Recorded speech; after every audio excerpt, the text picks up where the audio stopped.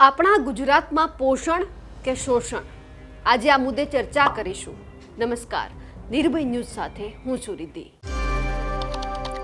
આજે ચર્ચા આ મુદ્દે એટલા માટે કરવી પડે છે કારણ કે ગુજરાતમાં એટલું કરપ્શન વધી ગયું છે, એટલા કૌભાંડો વધી ગયા છે કે એ નથી સમજાતું કે આપણું ગુજરાત વિકસિત ગુજરાત છે કે પછી કરપ્શનથી ભરેલું ગુજરાત છે.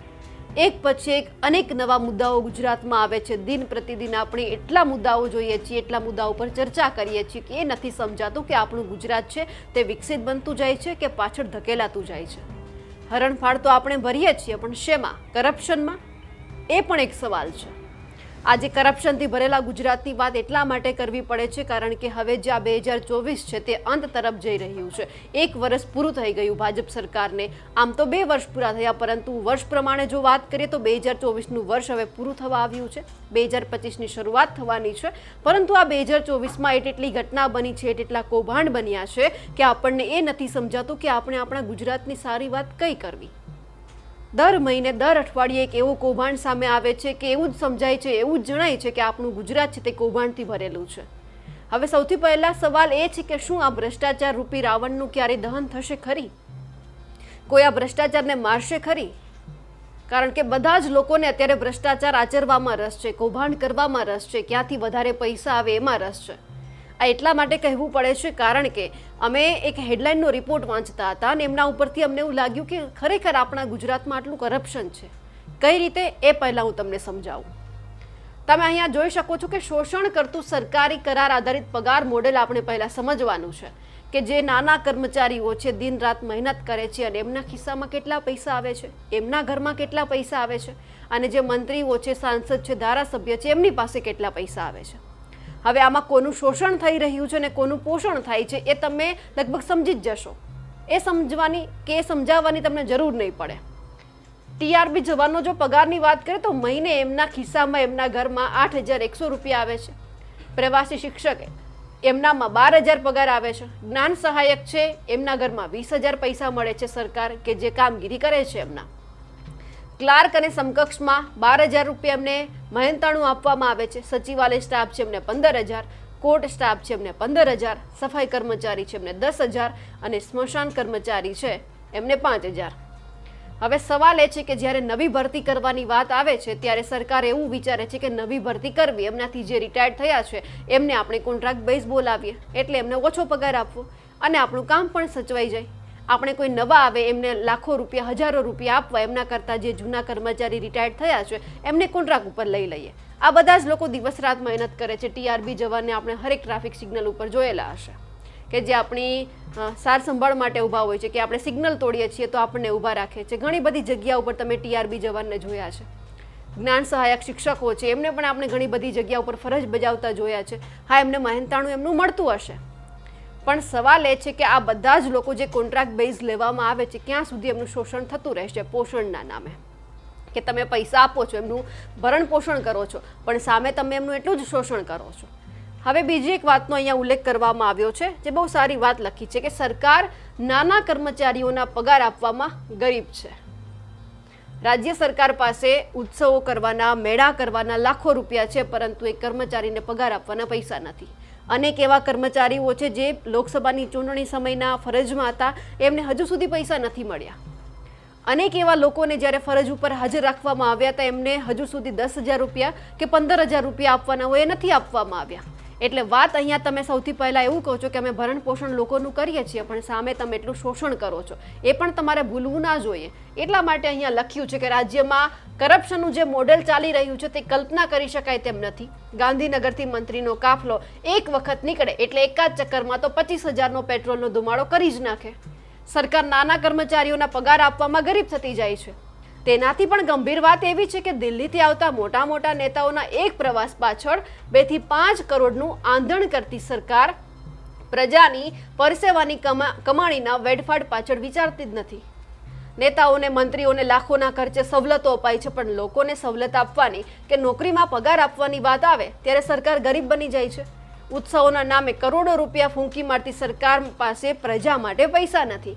સહાય માંગણી કરીએ તો સહાય ક્યાંક ઝોલા ખાતી હોય છે. ખેડૂતો સહાય માંગે તો કહેવામાં આવે છે કે આપી દીધી છે, ખબર નહીં હવે એ સહાય દિલ્હીથી આવતી હોય કે ક્યાંક રસ્તામાં વચ્ચે અટવાઈ ગઈ હોય, ઝોલા ખાતી હોય, એ નથી સમજાતું કે સહાય માંગવા જઈએ ત્યારે સરકાર પાસે પૈસા જ નથી હોતા. કોઈ પણ વ્યક્તિ છે, અહીંયા ખાલી ખેડૂતની વાત નથી થતી, બધા જ લોકોની અહીંયા વાત થાય છે. કોઈ ગરીબ વ્યક્તિ છે, પોતાની જે યોજના એમના માટે અમલમાં મૂકી છે લેવા માટે જાય તો 100 ધક્કા ખવડાવશે, આ ડોક્યુમેન્ટ જોશે, ઓલું જોશે, તે જોશે, એમ કરી કરીને લોકોના અડધા પૈસા તો એ ધક્કાધક્કીમાં જ જતા રહે છે. અને સરકાર વાત કરે છે કે અમે એમનું પોષણ કરીએ છીએ. આ તો સામે જ દેખાય છે કે તમે લોકોનું શોષણ કરો છો. ટ્રાફિક પોલીસનો માસિક પગાર છે 8,100 રૂપિયા.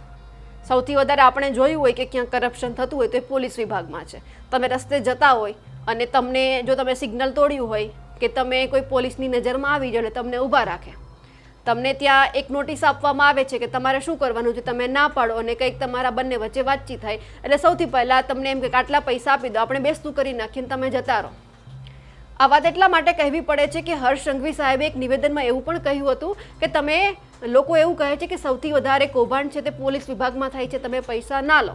જે લોકોએ ગુનો કર્યો છે, જેમણે કાયદો તોડ્યો છે, એમની સામે તમે કડકમાં કડક કાર્યવાહી કરો ને, કે જેથી કરી બીજા લોકો આવું ના બોલે. આ હર્ષ સંઘવી સાહેબનું નિવેદન હતું પૈસા બાબતનું. હવે સવાલ એ છે, ઉદ્યોગપતિઓના નફા વધ્યા, દેવા માફ થયા, પણ મધ્યમ વર્ગને હળહળતો અન્યાય છે. તમે જો મધ્યમ વર્ગમાં આવો છો, તમારે કોઈને પૈસા આપવાના છે, તમારી પાસે માફ નહીં થાય, તમારે આપવા જ પડશે. તમારા ઉપર લોન છે, આ છે, તે છે, પણ તમારે ચૂકવવાનું છે. તમે ઉદ્યોગપતિઓનું માન રાખો છો તો ગરીબ લોકોનું, મધ્યમ વર્ગના લોકોનું કેમ નહીં? આટલો જીએસટી વધી રહ્યો છે, એક પછી કૌભાંડો આવતા જાય છે. જ્યારે સૌથી વધારે જીએસટી લેવામાં આવે છે, ત્યારે ટેક્સ લેવામાં આવે છે, ત્યારે મધ્યમ વર્ગ જ પીડાય છે. ઉદ્યોગપતિઓના આમનાથી કોઈ જ ફાયદો નથી થતો, એમને બસ જલસા છે, કારણ કે માફ કરી દેવામાં આવે છે, ભાગી જાય છે. તમે માનીતા હોય એટલે વાલા દવલાની અહીંયા નીતિ અપનાવવામાં આવે છે અને મધ્યમ વર્ગ ઉપર એટલો ટેક્સ છે કે મધ્યમ વર્ગ નથી આગળ જઈ શકતો કે નથી પાછળ જઈ શકતો, એમને વગર કીધા પૈસા ભરવા પડે છે. અત્યારે તમે સાંભળ્યું હોય કે પોપકોર્ન ઉપર ટેક્સ આટલો આવ્યો છે, તમે સાદા ખાવ તો આટલો ટેક્સ, તમે મસાલાવાળા ખાવ તો આટલો ટેક્સ, રોટલીમાં આટલો ટેક્સ, પરોઠા મંગાવો તો આટલો ટેક્સ. સૌથી વધારે આ બધું નુકસાન મધ્યમ વર્ગને કરે છે. એ મધ્યમ વર્ગ કે જેમણે તમને એ પદ ઉપર બેસાડ્યા છે, એ હોદ્દો તમને અપાવ્યો છે. કારણ કે ગરીબ લોકો છે એ તો પોતાના અલગ અલગ વિસ્તારમાં મજૂરી માટે જતા હશે, શ્રમિકો હશે કે કોઈ બીજા રાજ્યમાં હશે તો ચૂંટણી સમયે ના આવી શક્યા હોય. કોઈ પૈસાવાળા છે, ઉદ્યોગપતિઓ છે, એમની પાસે સમય ના હોય તો એ પણ તમને મત આપવા માટે ના આવી શક્યા હોય. પણ તમને જે મત આપે છે એ ખાલી મધ્યમ વર્ગ છે. સૌથી વધારે તમને મત મધ્યમ વર્ગના મળે છે અને શોષણ પણ તમે મધ્યમ વર્ગનું એટલું જ કરો છો. હેલ્થ અને સફાઈ સેક્ટરમાં પણ શોષણ થાય છે. સ્મશાનના કર્મચારીને પણ આ લોકો છે તે નથી છોડતા. અનેક જગ્યા ઉપર ભ્રષ્ટાચાર થાય છે. ઉત્સવના નામે કરોડો રૂપિયા ફૂંકી મારતી સરકાર પાસે સાચે પ્રજા માટે પૈસા નથી. આ હરેક સેક્ટરમાં આપણને જોવા મળે છે. કારણ કે જ્યાં ગવર્મેન્ટના અધિકારી મૂકવાના હોય છે ત્યાં ખાનગીકરણ કરી નાખવામાં આવે છે. ખાનગીકરણના આધારે અત્યારે કેટલી બધી વસ્તુ ચાલે છે જેમના લીધે ઘણા બધા લોકો અહીંયા એમનું શોષણ થાય છે, એ કહી નથી શકતા.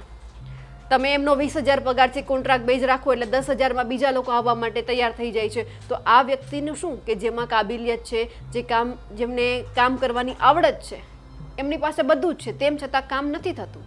કેમ? કારણ કે તમે સીધું જ એક એવો કાપ મૂકી દો છો કે એ જે વ્યક્તિ છે ના આમ જઈ શકે ના તેમ જઈ શકે. એટલે અહીંયા જ્યારે કરપ્શનની વાત થતી હોય છે ત્યારે બધી જ જગ્યા ઉપર છે. એક એવું સેક્ટર નથી કે જ્યાં કરપ્શન નથી. ટેબલની નીચેથી પૈસા લેવામાં આવે છે, હજુ પણ આવે છે. તમે નિયમો જેટલા કડક બનાવ્યા છે તે કે સામેવાળો વ્યક્તિ મજબૂરીમાં તમને પૈસા આપવા માટે મજબૂર બને છે. આ વસ્તુ જોઈ, તે વસ્તુ જોઈ, તમે આવી બધી વસ્તુનું ક્યારે તમારા ધારાસભ્ય કે સાંસદ પાસે માંગણી કરી છે? તમે એમનું જ પોષણ કરો છો, બાકીનાનું તો શોષણ જ થાય છે. ખાલી વાહવાઈ જ લૂંટવામાં આવે છે કે ગુજરાતની અંદર તો અમે આમ કર્યું છે, તેમ કર્યું છે, અમે ગુજરાતના લોકોનું પોષણ કરીએ છીએ, ભરણ પોષણ અમે કરીએ છીએ. પણ ક્યારે? અહીંયા સીધું જ દેખાય છે કે પોષણ નહીં પરંતુ હરેક લોકોનું અહીંયા શોષણ થાય છે. એટલે અહીંયા દેખાય છે કે ગુજરાતનું કરપ્શન મોડલ, મોંઘવારી અને ભ્રષ્ટાચાર બંને એક સિક્કાની બે બાજુ સમાન છે. ભ્રષ્ટાચાર અને મોંઘવારી બંને અજગરોનો ભરડો લીધી છે. પણ ભ્રષ્ટાચાર આટલો ચરમસીમાએ શા માટે પહોંચ્યો, આની પાછળનું કારણ શું છે એ પણ આપણે જાણીએ જ છીએ અને જાણવું પણ જરૂરી છે. કારણ કે દિન પ્રતિદિન એટલો જ ભ્રષ્ટાચાર વધતો જાય છે અને જે નાના લોકો છે, અને ખાસ વાત એ છે કે બહારથી કોઈ શ્રમિક આપણા ગુજરાતમાં કામ કરવા માટે આવે છે તો આપણા ગુજરાતના મંત્રીઓએ કે જેમને ધ્યાન રાખવાનું છે, જેમના હાથમાં અલગ અલગ યોજનાઓ આપવાની સત્તા આપી છે, એ લોકોએ કોઈ આવા વ્યક્તિ માટે પાકું મકાન બનાવી દીધું? ના. બીજા લોકોની વાત તો દૂર રહી, ગુજરાતમાં પણ હજુ એટલા બધા ગામડા એવા છે, એટલા બધા વિસ્તાર એવા છે કે જ્યાં પાયાની સુવિધા પણ નથી મળી. સુવિધાના નામે પૈસા તો સીધા જ જતા રહે છે, પરંતુ ખબર નહીં વચ્ચે ક્યાં અટવાઈ જાય છે. સૌથી વધારે બધા જ મંત્રીઓ જતા હોય તો આદિવાસી વિસ્તારમાં સહાય આપે છે, પૈસા આપે છે, કરોડોનું વિકાસ કાર્યોનું ખાતમુહૂર્ત થાય છે, લોકાર્પણ થાય છે, પણ મળતા કેમ નથી? તમે આટલા બધા કરોડો રૂપિયા મોકલો છો, તેમ છતાં 1 રૂપિયો હજુ એ લોકો સુધી પહોંચ્યો હોય તો અમને કહેજો. તમે અનેક યોજનાઓ લાવ્યા, નળ સે જળ યોજના છે, આજે પણ આદિવાસી વિસ્તારની બહેનો દીકરીઓ માથે બેડા લઈને પાણી લેવા જાય જ છે, ત્યાં તો નળ જ નથી. વીજળીની વાત કરો છો તો આઝાદી પછીના કેટલા એવા ગામડાઓ છે કે જ્યાં હજુ સુધી આપણને એવું લાગે જ્યાં જઈએ તો કે આપણે અહીંયા 18મી કે 19મી સદીમાં આવ્યા છીએ. 21મી સદી જેવું કંઈ લાગતું જ નથી. લાગે છે તો અમુક જે મોટા વિસ્તારો છે ત્યાં જ લાગે છે. તો પછી આ બધું આખા ગુજરાતમાં આપણે જોઈએ છીએ તો આમને શું કહેવું? આપણા ગુજરાતનું પોષણ કે શોષણ શું સમજવાનું છે? આટલું કરપ્શન આપણા ગુજરાતમાં છે તો આપણે કઈ રીતે આગળ વધીશું? વિકાસની વાતો કરીએ છીએ પણ એમની પાછળનું જે આ કરપ્શનનું મોડેલ છે એ પણ આપણે જોવાનું છે. કરપ્શન એટલા માટે થાય છે કે ગુજરાતમાં બધી જગ્યા પર એક સરખો વિકાસ નથી. આદિવાસી વિસ્તારના લોકો હજુ પણ પાયાની સુવિધાથી વંચિત છે, હજુ પણ પાયાની સુવિધા માંગે છે. તો સવાલ એ છે કે વિકાસ થાય તો આખા ગુજરાતનો એક સરખો થવો જોઈએ. પોષણ થતું હોય આખા ગુજરાતનું તો એક સરખું થતું હોવું જોઈએ. એમાં તો કોઈ સરકાર ભેદભાવ નથી કરતી કે આદિવાસીના નેતાઓ છે તો એમને ઓછો પગાર આપવામાં આવશે. પૈસા તો બધાને સરખા મળે છે જે સરકારમાં કામ કરે છે એમને. તો પછી લોકો સાથે જ કેમ આવો ભેદભાવ થાય છે? અમારા અહેવાલને લઈને આપનું શું કહેવું છે? કમેન્ટ કરીને ચોક્કસથી જણાવજો, તથા અમારો જે અહેવાલ છે તમને ગમ્યો હોય તો લાઇક અને શેર કરજો અને કમેન્ટ કરવાનું ભૂલતા નહીં. સાથે જ અમારી નિર્ભય ન્યૂઝ ચેનલને સબસ્ક્રાઇબ કરવાનું પણ ભૂલશો નહીં. નમસ્કાર.